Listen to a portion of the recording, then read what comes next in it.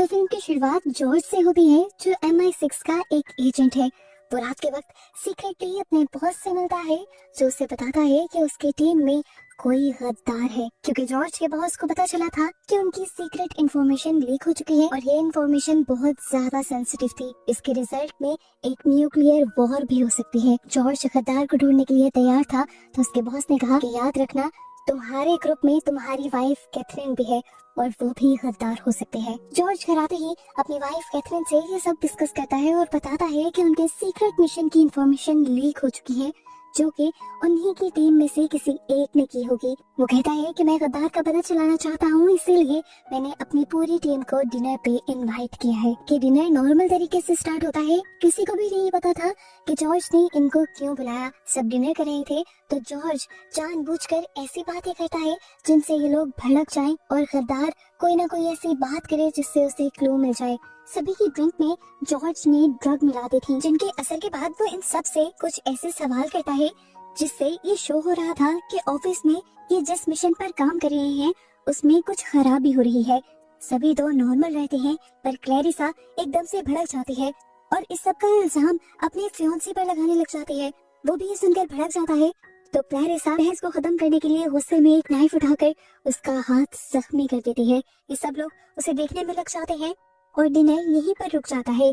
कोई भी अभी ये नहीं जान पाया था कि कौन सा ऐसा काम खराब हुआ था जिसके बारे में बात जॉर्ज कर रहा था। जॉर्ज और उसकी वाइफ भी घर वापस आ जाते हैं, जहाँ जॉर्ज अपने घर की डस्टबिन में एक मूवी की टिकट देखता है। ये देखकर उसे अपनी वाइफ पर शक हुआ कि क्या यही तो वो गद्दार नहीं जो बाहर जाकर दूसरे लोगों से मिल रही है और यहाँ की बातें बता रही है। लेकिन इस बारे में उसने अपनी वाइफ से कुछ नहीं कहा, क्योंकि वो अपनी वाइफ से बहुत ज्यादा प्यार करता था। सीन कट होकर अब हम जॉर्ज के बॉस को देखते हैं, जिसने जॉर्ज को गद्दार को ढूंढने का काम दिया था। वो अपने घर में अपनी वाइफ के साथ बैठा ड्रिंक ही कर रहा था कि तभी एकदम से उसकी पूरी बॉडी अकड़ जाती है। न जाने उसे क्या होने लगता है, और जब उसकी वाइफ उसे देखती है तो वो मर चुका होता है। सुबह होने पर जॉर्ज अपनी वाइफ से पूछता है कि क्या हम मूवी देखने जा सकते हैं, तो उसकी वाइफ कहती है हाँ, हमें जाना चाहिए, हम काफी टाइम से मूवी देखने नहीं गए। उसके एक्सप्रेशन ऐसे थे जैसे वो सच बोल रही हो, तो जॉर्ज को शक हुआ कि शायद वही गलत सोच रहा है। अब वो अपनी वाइफ के यहाँ से जाते ही जानबूझकर अपना की कार्ड अपनी वाइफ के बैग में डाल देता है, जिसके बाद कैथरीन और जॉर्ज दोनों ही अपने काम पर चले जाते हैं। ऑफिस आते ही जॉर्ज को ये खबर मिलती है कि उसके बॉस की डेथ हो गई है। ये बात सुनकर उसे शौक तो लगता है, लेकिन फिलहाल उसे अपने काम पर फोकस करना था। वो अपनी वाइफ के ऑफिस में जाकर उससे की कार्ड मांगता है और इसी बहाने से धोखे से वो उसकी सारी मीटिंग का शेड्यूल भी देख लेता है। तकरीबन मीटिंग्स तो उनके ऑफिस से ही रिलेटेड थी, लेकिन एक मीटिंग ऐसी थी जिसके बारे में वो नहीं जानता था। हालांकि वो एक ही ऑफिस में काम करते थे और एक ही घर में रहते थे, तो वो फैसला करता है कि चुपके से वो इस मीटिंग की इन्वेस्टिगेशन करेगा। अब कैथरीन उनकी एजेंसी की साइकियाट्रिस्ट के पास जाती है उनके रेगुलर सेशन के लिए, जहाँ वो ठीक से रिस्पॉन्ड नहीं कर रही थी डॉक्टर को।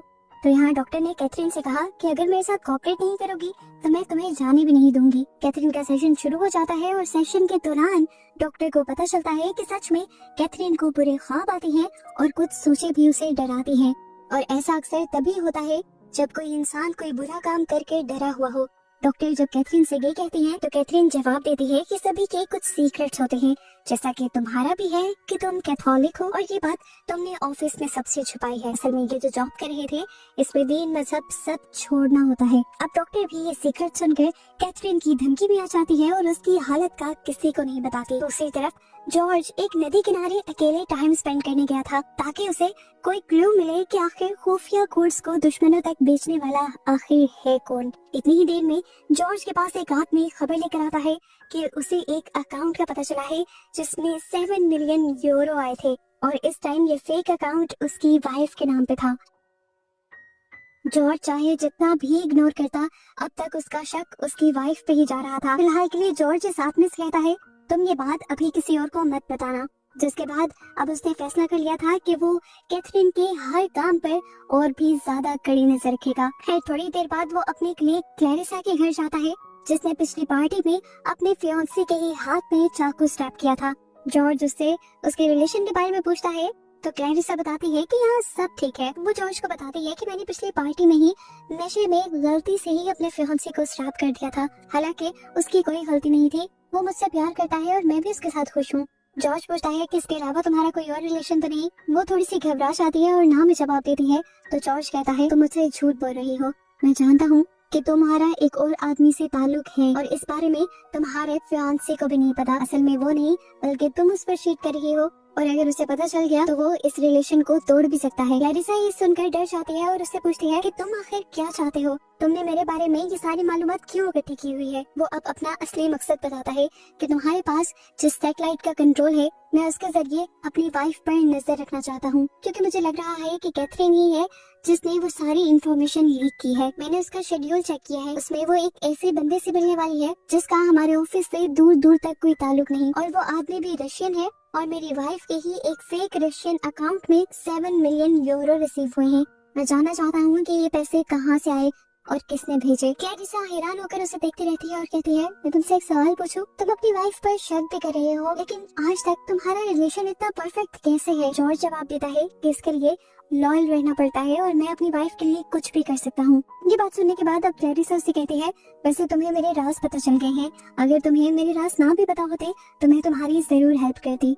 यहाँ ऑफिस से एक बंदा जॉर्ज को खबर देता है कि उसकी वाइफ ऑफिस से निकल चुकी है, इसीलिए फौरन जॉर्ज और क्लैरिसा सैटेलाइट कंप्यूटर पर बैठ जाते हैं जहाँ पे मीटिंग थी। ये लोग उस जगह की सीसीटीवी फुटेज भी निकाल लेते हैं और देखते हैं कि कैथरीन एक रशियन आदमी से मिलने आई थी। अब जॉर्ज क्लैरिसा से कहता है तुम पूछ रही थी ना कि हमारा रिलेशन परफेक्ट कैसे है, देखो मैं जानता हूँ कि वो किसी रशियन आदमी के साथ है पर फिर भी मुझे उस पर भरोसा है और कोई अगर उसे नुकसान पहुँचाने की कोशिश करेगा तो मैं उसकी जान लेने के लिए भी तैयार हूँ। अब क्योंकि जॉर्ज और क्लैरिसा ने सैटेलाइट को हैक करके कैथरीन पर नजर रखी थी तो उस सैटेलाइट हैक होने की खबर इनके बॉस को भी हो गई और फौरन इन्होंने मीटिंग रखवा ली।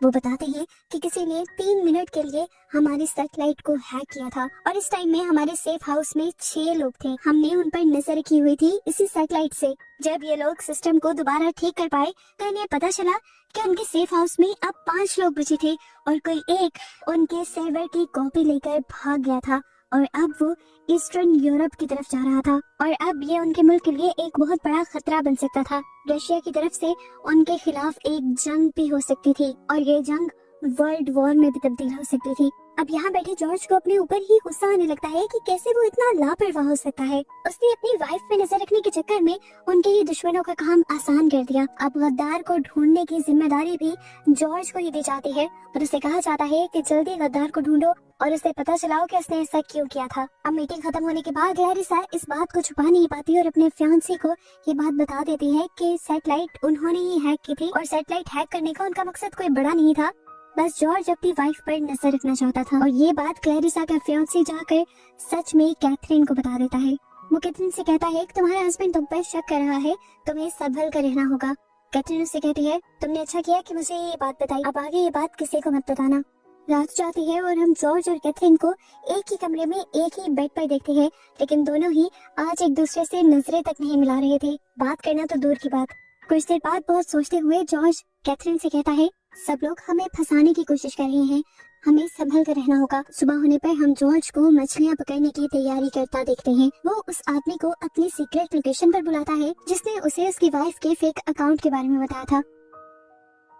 जॉर्ज चाहे जितना भी अपने मुल्क के लिए वफादार था, उससे ज्यादा वो अपनी वाइफ से प्यार करता था। अब क्योंकि जॉर्ज के अलावा इस आदमी को भी पता था कैथरीन के धोखे का, तो वो उसे मारना चाहता था। वो उस आदमी से पूछता है कि तुम्हें उस अकाउंट के बारे में क्या पता है, तो वो कहता है कि वो अकाउंट पहले भी कई लोगों के नाम रह चुका है, तुम्हारी वाइफ पर शक करना ठीक नहीं। ये सुनकर जॉर्ज को पता चलता है कि वो खुद भी अभी अपनी खबर सच नहीं मान रहा, किसी को क्या बताएगा, इसलिए वो उसे मारने का इरादा कैंसिल कर देता है। यहाँ ऑफिस में कैथरीन क्लैरिसा से एक और मरतबा सैटेलाइट हैक करके किसी आदमी का पता चलाने को कहती है और साफ लफ्जों में धमकी देती है कि अगर तुमने ऐसा ना किया तो तुम्हारे कल वाले कारनामे के बारे में सबको बताते हुए तुम्हें जेल करवा दूंगी। क्लैरिसा मजबूर होकर मान जाती है और फिर कैथरीन ये इन्फॉर्मेशन जाकर किसी और बंदे को देती है और बताती है कि ये सर्वर्स की कॉपी लेकर भागा है और इससे पहले कि ये कहीं और भाग जाए इस लोकेशन पर जाकर इस बंदे को पकड़ लो ताकि और मसले ना बने, जरूरत पड़े तो उसे बॉम्ब से भी उड़ा देना। अब दिखाया जाता है कि कैथरीन ने सच में उस आदमी की गाड़ी पर ब्लास्ट करवा दिया था जो उनके सर्वर का डाटा लेकर यहाँ से भाग रहा था और वो जाकर अब अपने बॉस को ये खुशखबरी देती है कि उनका डाटा लीक होने से बच गया, मैंने उनको बॉम्ब से ही उड़वा दिया। उसके बॉस कहते हैं ये ठीक नहीं था। तो कैथरीन जवाब में कहती है, मकसद तो पूरा हो गया ना। अब कैथरीन ने ये दुश्मन को मरवाया था तो वो कैसे गद्दार हो सकती थी? जो इन्फॉर्मेशन पहले लीक हुई थी उसका गद्दार अभी भी नहीं मिला था। जॉर्ज अब सबको अपने ऑफिस में बुलाता है और कुछ सवाल जवाब के बाद सबको अपने घर डिनर पर इनवाइट करता है। रात में चारों कलीग उसके घर आ जाते हैं तो कैथरीन टेबल पर एक गन लोड करके रख देती है और जॉर्ज कहता है कि आज का डिनर थोड़ा अलग होगा, जो गलत जवाब देगा वो मारा जाएगा। डर से सब पूछते हैं ये कैसा खेल है? तो अब जॉर्ज एक एक करके सबसे पहले सबके पर्सनल राज फाश करना शुरू कर देता है, जिससे सब शर्मिंदा होते हैं। फिर वो जेम्स से कहता है कि तुम मेरी नजरों में मेरी ही वाइफ को गद्दार साबित करना चाहते थे, इसलिए पहले तुमने मेरे घर पे एक मूवी टिकट छोड़ा, जो मूवी मेरी वाइफ ने कभी देखी ही नहीं थी। वो उसे कुछ तस्वीरें दिखाता है और बताता है कि तुम हमारे ऑफिस के सर्वर में घुसे थे, तुमने कुछ इन्फॉर्मेशन चुराई और फिर उन्हें आगे किसी और को बेच दिया, और फिर जब तुम नशे में थे डॉक्टर के साथ तो तुमने उसे सब कुछ बता दिया। अब जोई कैथोलिक थी, मासूम लोगों को मरने वो दे नहीं सकती थी, इसीलिए उसने ये सारी इन्फॉर्मेशन जॉर्ज तक पहुंचा दी। इसके बाद वो एक और फाइल खोलता है और जेम्स को एक पिक्चर दिखाता है और कुछ डॉक्यूमेंट्स भी, और बताता है कि तुमने रशिया में जाकर अपना एक बैंक अकाउंट खुलवाया था। ये सुनकर जेम्स को गुस्सा आ जाता है, उसे समझ आ जाती है कि अब उसका राज फाश होने वाला है, इसलिए वो गुस्से में खुद ही टेबल पर से गन उठा लेता है, लेकिन ये गन नकली थी। उसे जब गोली चलाई तो कोई भी नहीं मरा और यहाँ पर कैथरीन ने जल्दी से बंदूक उठाकर गोली चलाकर उसी को ही मार दिया। सब लोग थोड़ा डर जाते हैं, लेकिन कैथरीन और जॉर्ज सबको रिलैक्स रहने को कहते हैं और बताते हैं कि ये बहुत बड़ा गद्दार है, इसने हमारी बहुत ज्यादा इन्फॉर्मेशन रशियन लोगों को दी थी। अब सभी लोग अपने अपने घर चले जाते हैं और हम जॉर्ज और कैथरीन को घर पर देखते हैं। इनकी बातों से हमें पता चलता है कि 7 मिलियन यूरो अभी भी इनके पास थे। गिनी वो इन्फॉर्मेशन लीक करने में कहीं ना कहीं इनका भी हाथ था, लेकिन इन दोनों ने बड़ी ही होशियारी से अपने आप को बचा लिया था और अब इस बारे में कोई भी नहीं जानता था, और जो जानता भी था उसे इन लोगों ने मार दिया था। और बस इसी के साथ ये मूवी यहीं पर खत्म हो जाती है।